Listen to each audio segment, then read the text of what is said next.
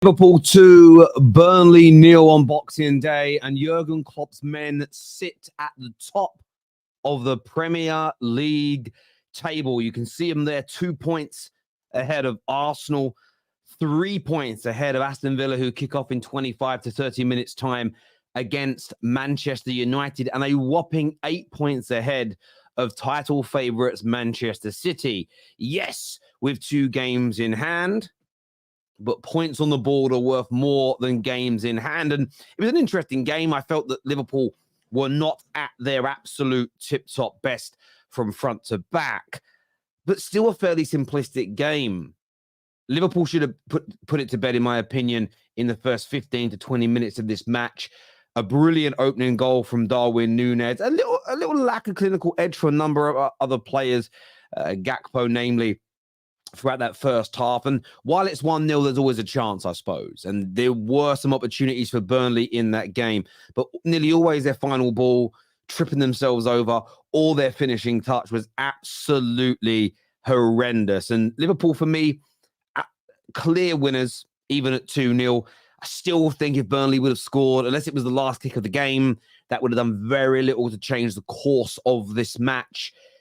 Defensively, I thought Liverpool had some real standout performances. I still think they were got at a little bit too easily at times, but the way they defended those moments, Trent today, I thought was very, very good indeed. Young Kwanzaa improving all the time, but Virgil van Dijk, he was given by Amazon Prime Video, the man of the match, and I absolutely agree. Although Darwin scored and Jota came on late and put the ball into the back of the net, I thought Endo had a good game. I just think Virgil van Dijk, and it's one of the reasons why Liverpool are in this title race. It's one of the reasons that Liverpool are back to where the standards under Jurgen Klopp have dictated them to be, is Virgil van Dijk's form. He is now back to being the best centre-back in the world, where I think he had an 18-month, 2-year period after that knee injury where it was a little bit hit and miss. His form was off. He looked like he was finished, and a lot of people said, I think he's done. And he's been able to prove them absolutely wrong this year. What a renaissance, what a performance again from him, and rightfully, in my opinion, the man of the match. And when you have a defender as good as him, there is always a chance of winning this Premier League title. With every win, as Liverpool now officially hit the halfway stage of this campaign, tracking towards getting around 84 to 85 points, Liverpool are in that mix. And I tweeted earlier on today, and I stand by this tweet, and I'll read it out to you. I just said, of course, Liverpool are in the title race. It's like arguing whether the sky is blue or if water makes you wet. It's just common sense. No need to challenge the obvious. And they're in this title race. And I believe they'll be in it until the last few games of this season. And we mentioned Endo a few moments ago. Endo is a player that, listen,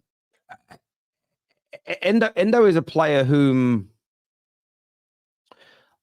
was very underwhelming for Liverpool fans. And I'm not suggesting you should not buy a better DM. But the last 3 or 4 matches, I really feel like he's starting to step up. I really feel like he's getting to grips, getting up to speed with the Premier League. I still think you need an elite, world-class player in that area. But I do believe Liverpool have the capabilities of winning the Premier League even without one. Doesn't mean the fans shouldn't demand it. It doesn't mean they don't have a better chance with a better DM. But I think he's doing a really good job. I really do. I was impressed with him today.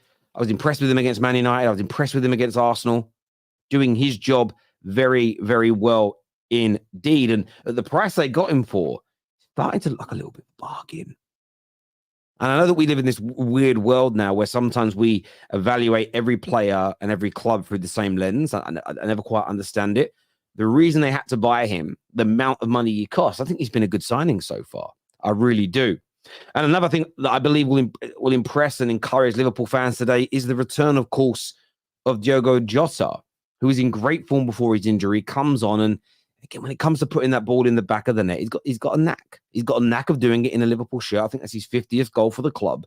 And if this man can stay fit, he could be a huge catalyst and a huge reason as to why they could become champions of England and Premier League champions for the second time under Jurgen Klopp and equal Man United's total title record. It's as simple as that. A lot of people also want to speak about the referees today. I look at it this way. The offside given against Mo Salah, I need to be consistent here, and you won't like this, Liverpool fans. There's a goal Man United conceded against Crystal Palace earlier on this season, and it still hasn't been apologized for, where the goalkeeper has to change his position because a player standing in front of him and basically moves to his right. The ball was then struck. The player that was in an offside position, the ball goes just over his head, and it goes into the exact area that Onana was standing in. If he didn't have to move because of the offside player, I think we wouldn't have conceded. We ended up losing that game. There was also a goal scored by City where Akanji jumps over the ball. They came out and said they got that wrong, and it was a mistake. So we have to be consistent. Mo Salah is impeding the vision of the goalkeeper, and he's in an offside position. So I think that one is fair. But I don't necessarily think the referee had a particularly good game today. It was almost impossible at times for the Burnley players to get cards. He played some really weird advantages where there wasn't any. And that could have really played a part today. But look, I think it's one of those things where that goal, I don't understand the argument to say that it some people saying he was pushed. He was pushed offside. Again, are we going to be like everyone knows I've got an agenda against the referees this year in terms of my agenda is for them to become better. But they recently told us that they can't give pushes as fouls because they don't know the power that's been put into them. So based on that precedent they've set, I'm not surprised. And everybody agreed with that when it was about Arsenal conceding a goal. So if you agree with that, then you can't moan about this push now because they're the same thing, right? But I understand why it wasn't given. Weren't great refereeing today. I understand why the goal wasn't given and why it was ruled out. I'd love to hear what they've got to say about it, though. And if people can come to me and if they come out and say they got it wrong, then I'll hold my hands up and we all learn something new. Again, but Salah, listen, and bro, you might have thought that Arsenal shouldn't have conceded their goal against Newcastle for the push. But in my personal opinion, 95% of football backed the referees and backed Newcastle in that circumstance and laughed at Arsenal. Said, no, you're right. How can you tell how much power is in a push? We now can't moan about pushing. Now that precedent has been set. What we want is consistency. We're not always going to agree subjectively with the rules and the laws, but what we can all agree on is implementing them accurately. So if you remember, they should not have disallowed City's second goal against you. There was a little nudge on the goalie, but how do we know there was enough force in that to make him drop the ball or not catch it? We don't. The precedent's been set. So we either want consistency or we don't. Which is it, people? That's the question that I have for you. Nunez hardly touched the guy. Look, yeah, listen, I hear you on that. I mean, listen, Gakpo's goal. Again, that's an area of VAR that I was actually struggling to remember that one. Then I did. That one for me, this is where clear and obvious has got to go. What is clear and obvious? I actually want games re-refereed, moments re-refereed. Was it a foul? No. Was there a big enough mistake made by the referee under the clear and obvious protocol to change that? No. So therefore, because it isn't a clear and obvious error from the ref, you're allowing a mistake to stay in the game. It is ridiculous. I agree. I absolutely when you deep that logically for a minute. So what you're saying is the referee can make a mistake, but as long as it isn't a huge mistake, a glaring error that he's made, the goal that comes from it can still stand or still be taken away. It doesn't make much sense. Clear and obvious has got to go. It's got to be, was it a foul? Was it not? And then it's very quickly to take it away from subjectivity because you build a protocol of, well, these types of fouls are given, these types of potential fouls are not. And once we've created a big enough database of consistency, you don't need subjectivity anymore. You have that literally creates objectivity because we know what a foul is and what a foul is not. It's a bit like with red. You can all pretty much know when a player's going to get a red card now, don't you? Because it becomes objective. Well, look, I know he won the ball, but he's followed through, he lunged, and he shins at the guy's kneecap. We know you're getting a red 9 times out of 10. So why can't you do that with other fouls? I agree with you on that one, to be fair with you. I agree with you on that one, to be fair. That wasn't a foul in my personal opinion. It's got to go, blood. Fair dues. Let's go to some of your comments here. Tierney shouldn't be allowed to referee Liverpool. One thing I will say is this. I love every fan base who thinks that there's 3 different fan bases that think Tierney's out to get them. I'd love to put you all in a room together and listen. It'd be interesting. Tierney and Hooper attempted match fixing 2-0 to Liverpool. Yeah, I wanted 3-1 to be fair. By the way, we are sponsored by BetMGM, Golden Goals. If you haven't entered for the Boxing Day and tomorrow's games, firstly, why? Get it downloaded now on your phone. Every single round of games, so this is game week 19, there is the Golden Goals is available. It's free to download. It is free to play. And if you get 6 score predictions right, you win £2 million. BetMGM, it's the largest free giveaway in the world. Well, in the UK, that's where it's based. Its competitors do similar things, but none of them reward their users with anywhere near as much money. And even if you don't win the 2 million by getting 6 right, if you get the most right underneath that, there's a £5,000 prize pot every single match week. So if you're not using Golden Goals yet, why? You've got to be over the age of 18, of course. You've got to be in the UK, but get that downloaded at the end of the stream, people. It's Tierney. We've got no problem with refs, just him. Fair enough, fair enough, fair enough. 3 points is 3 points, Terry. No issue with Elliott's goal ruled out. Salah was offside, but Gakpo's goal should have stood. Today just shows how much we missed Diago. Listen, he's a potent player. He's not technically the best player at Liverpool. I understand why some Liverpool fans have a bit of an issue, but we do live in an era now where if you're not a techie baller, some people will just never like you. But in terms of being efficient, in terms of doing what you're meant to do as a professional football player, I think he's been an astoundingly good signing for Liverpool Football Club. I am a little biased because I know him very. I don't know as much now as I used to. I used to work with him in my banking days, and he's a good guy. And I hate the fact he's at Liverpool. And I told him that when he signed, but he's been an excellent signing for Liverpool. My brother Sarim here says Terry doing a 4-hour stream to avoid the United game. Listen, it was a lovely Christmas. I had a lovely Christmas yesterday with the family and friends. And most of Boxing Day off, which is rare because none of the games I covered, none of the top 6 were playing until 5:30. And now it all comes crashing down in 20 minutes time. I hate it. But then I'll go. Then later, I'm training my dog later. I'll do my dog training late at night. So I'm training my little puppy Rocky, and that'll cheer me up. I'm sure it will. By the way, if you haven't hit the like button yet, why? Jota was a banker. No, I was a private banker, and I used to work in what they call the resident non-domiciled section of the private bank at Barclays, and we had the Premier League book. So most players that moved to the UK that were non-domiciled, so essentially foreign players, we would open their bank accounts, credit lines. We would help manage their finances for them, and we had a really good working relationship with Wolverhampton Wanderers. So I looked after most of the Wolves players that signed in that era from in the Mendes kind of era, Ruben Neves, Willy Bolly, all those guys. So yeah, he wasn't a banker. I was a banker, but he was a client of mine essentially. Be on for Invincible, if not for the Spurs game. Yeah, I mean, every team's on for an Invincible if you take away their losses, my bro. But yeah, I hear you. I hear what you're saying. Sometimes, do you know why sometimes they become hard to do, though? Man United once, I think we got into like February time without losing, top of the league.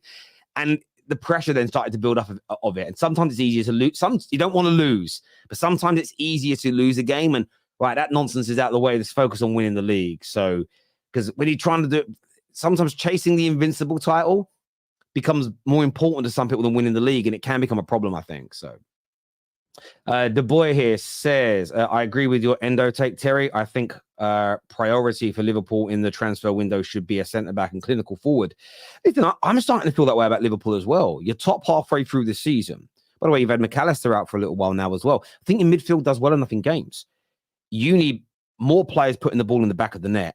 And I just support defensively. So maybe you reprioritize until the summer. In the summer, maybe you go and get that world-class DM. Because who is that world-class DM? Is there one that you can attain? And that's the big question. Is he good enough? Is he that much of an improvement on Endo? And is he attainable? They're the questions you have to ask yourself. As opposed to just, well, that's what we need to go and get. And if we don't do it, we're doomed. That isn't a sensible way to think at all times, in my personal opinion. Let's look at some more of these comments here from you all. You're a plastic. Who cares what you think about United? Banker with a capital W. Waffler, lies and stories. Well, this is what I would say to you, Swan Son. Is you watch all my streams, so you clearly care about my personal opinion, even though I am a plastic, even though I am an ex-banker, even though you think I lie and I waffle, you're still here. Merry Christmas, Feliz Navidad, and I hope you have a wonderful day. You trolls keep me strong, brother. You imagine, you guys keep me so strong. You don't realize how good you are for me. You keep my soul cleansed, happy. More, please, more. Let's have a little look here. Some of you are asking weird questions about banking. I'm not even getting involved in this. Terry owns Barclays. Part of it, I have shares in Barclays still. Well, I think my pension's still tied up in shares of Barclays, but yeah, I don't own them. Jeez. This Liverpool team is so hard to beat. The haters can't stand it, but it's the truth. That is such a fantastic, fantastic point. Being hard to beat. And it's something that, again, you evolve your opinion over the course of a season. Your opinion will always evolve. And what I mean by that is this. I felt most of last season, Liverpool were just a little bit too easy to get at. At the beginning of this season, I still felt a little bit too easy to get at. But then you have to start looking at the results over a 19-game period, which is a fair period of time. There's enough data in there. And you start to say, okay, well, you're being got at a fair amount, but you're not really conceding. Joint best defense in the league. It's not as though you're being peppered game in, game out. So you scored 39 goals. I think only one team has scored more than you. Then you start to assess what you think. And I always felt Liverpool were a certainty for the top four this season. Said that in my early season predictions. I also said I thought you'd be in a title race, but would slightly fall away. My opinion has now changed. Liverpool are a very scary team. They're a very dangerous team and a very difficult team to beat, as you say, one defeat all year. Yes, 6 draws, but one defeat all year. And being hard to beat, barely conceding goals. And even though you can still do with being more clinical, you're still the second highest goal scorers in the Premier League on 39 goals. So when it comes to criticizing Liverpool, looking at what can make them better, it is in the spectrum of trying to win a title. They're not being compared to all other 19 teams in the league, because compared to anybody that sits outside the top 6 or 7, they're light years ahead. So me saying I think Liverpool could do with a backup at centre-back, it isn't like me saying they've got the same defensive issues as Manchester United, because we also need another centre-back. They're very different conversations that should be looked at in completely different ways. And I know that's sometimes quite hard for people, because, again, we live in this era of, well, you said the same thing about Man United, but you're rubbish. So why do we need to do the same thing? Well, because the scenario is different. Always listen to the why behind the what. The what is the basic stuff. The why is really important to me. So, yeah, you guys are looking dangerous. You really, really are dangerous and damn scary right now watching this Liverpool team. Jota the Slotter is back. That made me laugh. Liverpool still work in progress. Yeah, look, Liverpool can still get better from this point. There's no doubt about it. But Liverpool are playing at a very high standard. The points total is going to be lower this year for the champions than in recent years. But that isn't because the standard of the top teams has dropped. There's just more teams of that standard in the league this year. Therefore, typically speaking, the points totals drop, because there's only a certain amount of points that can be dished out each year. And, a draw, for instance, takes 1 point out of the league. But when you've got 2, 3, 4, 5, 6 teams at the top that are very good to world class, and then you've got a middle group that are really strong as well, typically the teams at the top will have maybe 5 to 10 to 15 points less than maybe 3 or 4 years ago. That's why looking at points totals as a barometer for how good a team is compared to a team 10 years, 20, 30 years ago, it holds some water, but it isn't the be-all and the end-all of, well, this team is better than that team because we've got 10 extra points. But what if there was 4 or 5 teams in the league that year that were awful compared to 4 or 5 additional teams that were awful compared to this season?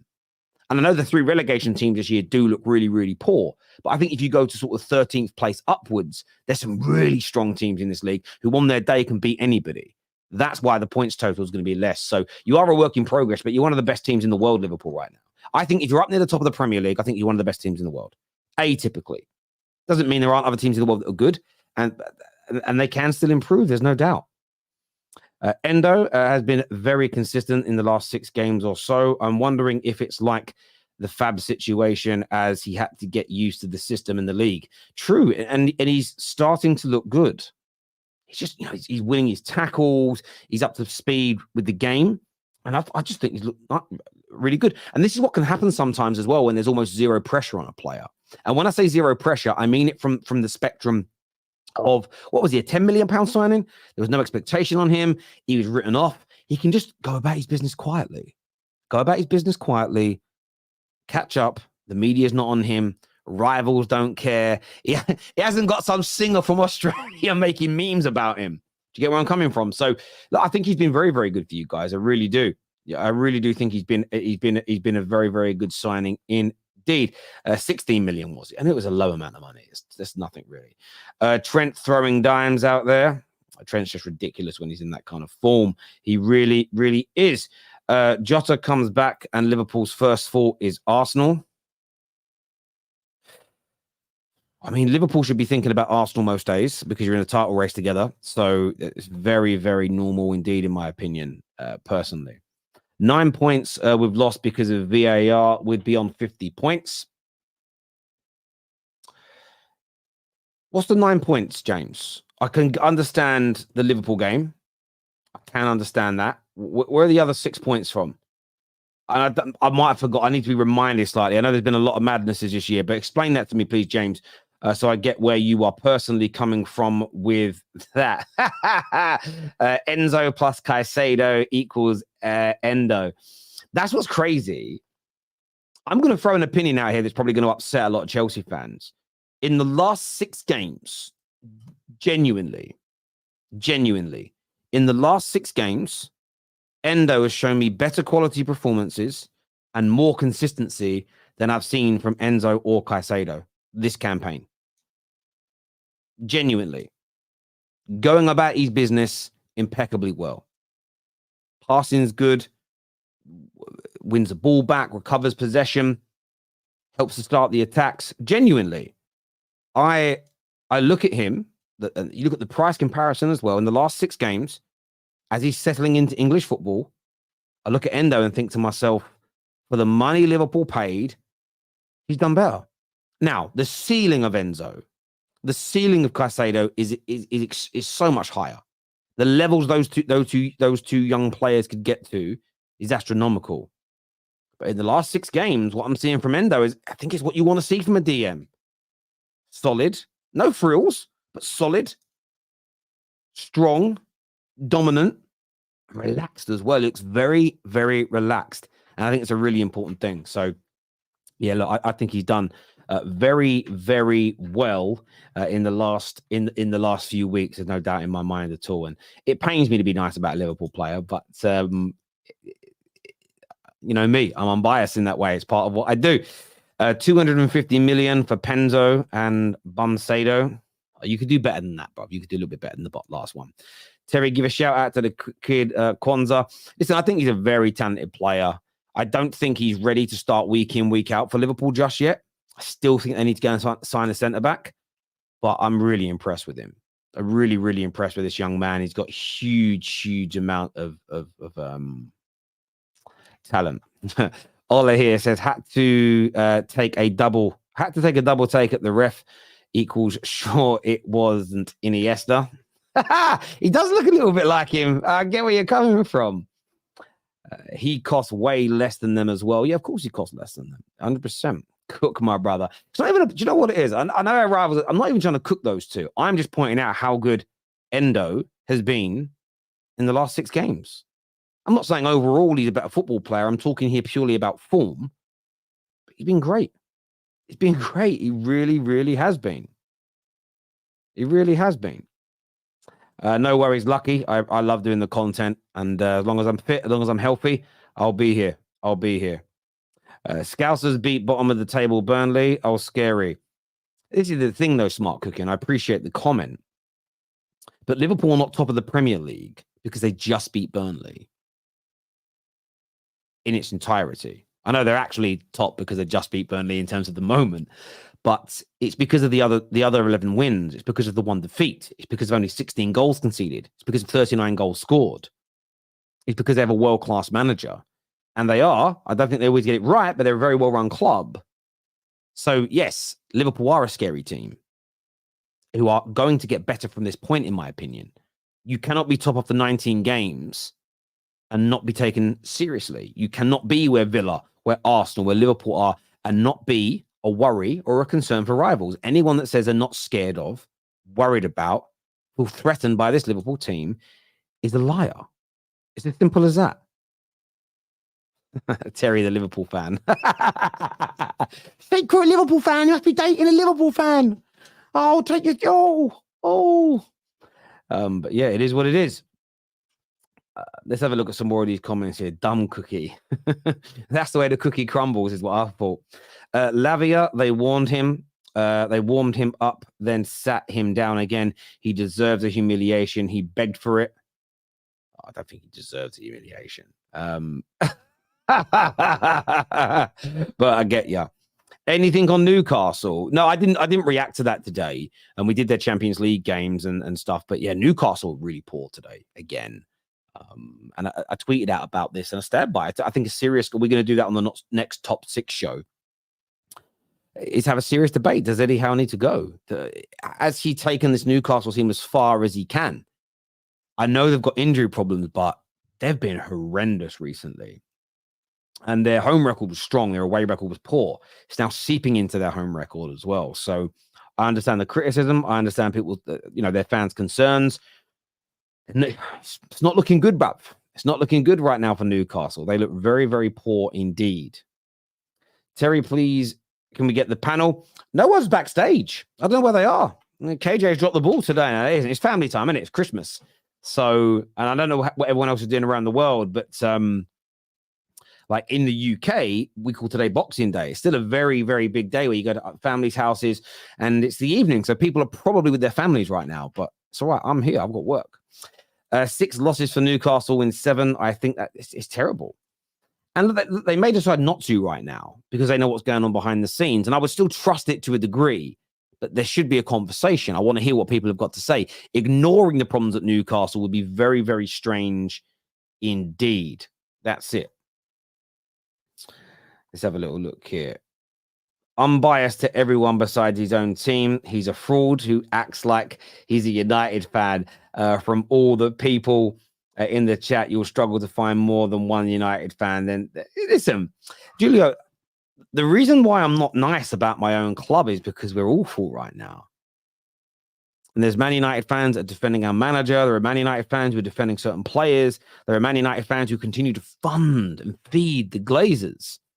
And look, maybe the world's about to change now. Maybe with Sir Jim coming in, they talk about cutting 300 odd unnecessary jobs. They're coming in and running the football operation. And if they start getting the football operation moving in the right area, moving in the right direction, if there's a medium-term to long-term plan to remove the Glazers completely, and we start to improve, then you'll see me talk about my club in a better way. You'll see me have more faith in projects. Like I said recently, I can't believe he turned on the manager. It's not about turning on the manager.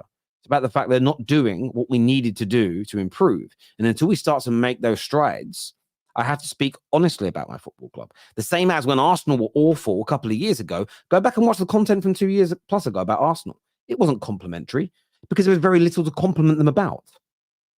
Very little to compliment them about. Between Poch being sacked and the appointment of Big Ange, look at the Tottenham content. There's been a few nice periods, but it's been very damning. To a point where Spurs fans online were doing basically right into the House of the Parliament to have to get Spurs fans banned from appearing on it. They wanted a boycott of the football territory. They didn't like that we were praising Arsenal, who at that point, by the way, were in a title race with City, and we weren't praising them because they were 8th. So it's not about being biased towards my own club or hating on Man United. It's about being honest about the current situation. And any Man United fan overly defending the club, protecting the owners from this terrible situation they've put us in, I challenge where your loyalties lie. Standing up for your club is a fair thing to do, but sometimes tough love is needed. Sometimes the best thing you can do for your club is to actually call out the problems. There are other times where you should protect it. And there is no hard and fast rule. There is no one set way. There's multiple ways to skin a cat. But the reason why I'm harsh on Manchester United is because I want the best for us. The reason that I was harsh for years about Arsenal under Wenger is because although I don't want Arsenal to be successful as a Man United fan, The origins of our football clubs in this country were built by the working class communities in those areas. They then, a lot of the clubs, the big clubs anyway, then become national clubs where fans from all over the country fell in love with them, and then global. But still, the vast majority of its fans are from working class backgrounds, and I want these billionaire owners that run our clubs to respect the origins of these clubs. So I'll always call it out, because helping and supporting working class environments is very, very important to me, a working class man. So yes, it's not that I'm horrible to Man United. I personally think that I'm showing Man United genuine love by calling out the horrendous issues at the club, highlighting them, and calling for fans to do more to force out the owners or to change the way we operate. Because either of those two things can get us back to the top. Simple as that. Let's have a look here. Glazers will only wake up if they see more and more United fans joining Liverpool. It's just money. It's always been money for them. So there's only ever going to be two ways to get rid of the Glazers. Give them loads of money to leave, which is what's going to happen, or to have pulled money away in the beginning. So there was no money for them to make. They would have sold earlier for a lower amount of money. It's always been about money. You either have to pay them off or pull your money. I would have preferred everyone to pull their money, crash the club, make it really hard for the football club, just because I didn't want the Glazers getting anything. That could have had a downside on the football pitch, that we could have dropped lower than we are now. But either way, I want them gone. Oh, Casemiro's there. He's obviously not playing today, but there's Casemiro. Hello. Can't wait for him to come back. I mean, everyone blamed him. Anyway, we'll get back to Liverpool because that's who we are talking about on this show today. Haters are going to hate, Terry. I was here when you were taking the piss out of Arsenal, and I'm still here now. Great content. Keep it up. Yeah, because back then there was something to take the piss out of. You know, Liverpool fans that have been watching for a long time. And when I was calling Liverpool for 18 months the best team in the world because they were, I didn't suddenly become a flip-flop because when they become poorer, a poor team in comparison, I said, you're not a good team anymore. It is what it is. But look, the big game is about to kick off for the day. We're going to be live after that again. Congratulations to Liverpool today on your win. Please come and join us at the full-time whistle after Villa versus Man United. I don't know what's going to happen. I hope we win, but I don't think we will. Until next time, take care. Goodbye. God bless. And I'll see you all again very, very